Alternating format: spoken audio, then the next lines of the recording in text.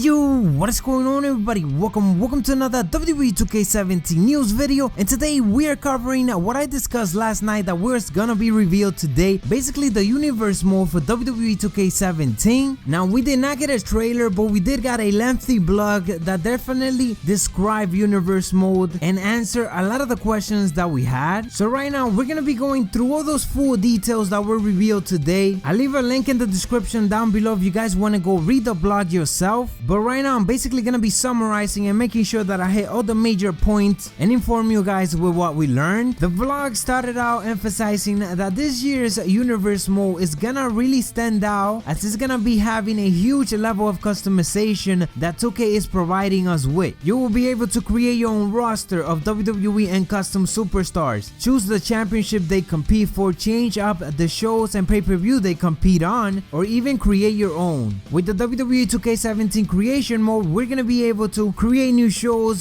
championships, superstars, or also download them from our community creations and use them in universe mode. So the first new feature that was shown to us was the fact that we could have more than one universe. So we're gonna be able to say up to 3 universe, because we're gonna have 3 different slots, and we will have the freedom to bounce back and forth between different universe styles without losing your work on each one of them. This year they also emphasized that they concentrated on creating a unique presentation for each show. So depending on which universe you are, whether it's for Raw or Smackdown, you're gonna be having new layouts, new graphics, ultimately representing whichever brand and show it is that you're currently playing. So universe mode basically start off with a preview of the show match card, showcasing all the matches that are scheduled for the night. After that laid out screen, we basically get the Welcome to Monday Night Raw intro. So we get the intro video to the soundtrack, then to the pyro, and then the arena is shown packed up with the crowd, and we get opening lines from Michael Cole, really making it feel like a WWE television show. The match card of the show is shown, and this is where we're able to simulate or also play the matches that we want to. They did mention that you do have to play the matches in order, as it will basically help the commentary team make sense, so they don't end up saying main event match